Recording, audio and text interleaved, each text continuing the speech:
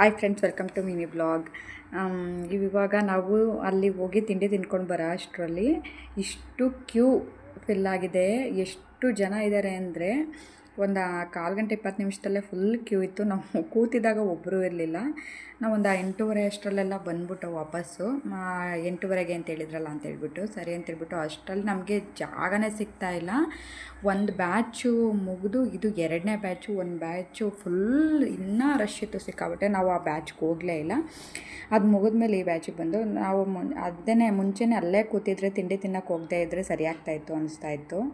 ನಿಜವಾಗ್ಲೂ ಹೋಗಿ ತಪ್ಪು ಮಾಡ್ದೋ. ಬಟ್ ಸೀಟೇ ಸಿಗ್ತಾ ಇರಲಿಲ್ಲ. ಅಲ್ಲೂ ಜಗಳ ಮಾಡ್ತಾರೆ ಜನಗಳು ಎಲ್ಲೋದ್ರೂ ಜಗಳ ಮಾಡ್ತಾರೆ. ಫ್ರೀ ಬಸ್ಸಲ್ಲೂ ಜಗಳ ಮಾಡ್ತಾರೆ, ದುಡ್ಡು ಕೊಟ್ಟು ಟಿಕೆಟ್ ತೊಗೊಂಡು ಕೂತ್ಕೊಳ್ಳೋಕ್ಕೂ ಜಗಳ ಮಾಡ್ತಾರೆ.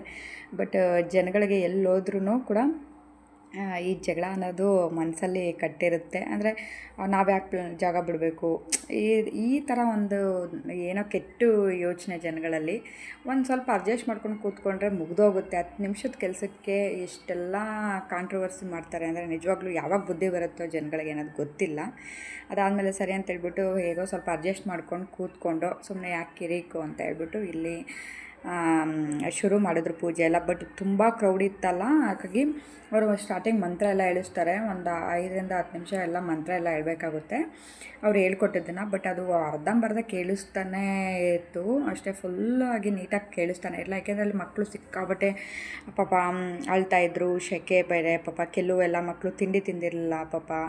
ಹೀಗಾಗಿ ಅವಕ್ಕೆ ಒಂಥರ ಹಿಂಸೆ ಆಗ್ತಾಯಿತ್ತು. ಅರ್ಧಕ್ಕರ್ಧ ಮಕ್ಕಳು ತುಂಬ ಅಳ್ತಾಯಿದ್ದು. ಅದಕ್ಕೆ ನಾವು ಫಸ್ಟ್ ಹೋಗಿ ತಿಂಡಿ ತಿನ್ನಿಸ್ಕೊಂಡು ಬಂದ್ಬಿಡೋಣ, ಇಲ್ಲ ಆರಾಮಾಗಿರ್ಬೋದು ಮಕ್ಕಳು. ಎಷ್ಟು 1 ತುತ್ತು 2 ತುತ್ತು ತಿಂದರೂ ಕೂಡ ಅವಕ್ಕೆ ಸಮಾಧಾನ ಆಗುತ್ತೆ. ಏನೂ ತಿಂದೆ ಖಾಲಿ ಹೊಟ್ಟೆಯಲ್ಲಿ ಇರಿಸ್ಕೊಂಡ್ರೆ ಪಾಪ ತುಂಬ ಹಿಂಸೆ ಆಗುತ್ತೆ ಅಂತೇಳ್ಬಿಟ್ಟು ನಾವು ಅದಕ್ಕೆ ತಿಂಡಿ ತಿಂದ್ಕೊಂಡು ಕರ್ಕೊಂಡು ಬಂದು. ಒಂದು ಸ್ವಲ್ಪ ತಿಂದಿದ್ದ ಅವನು ಅಷ್ಟೇ, ನಾವು ತಿನ್ಕೊಂಡು ಬಂದು.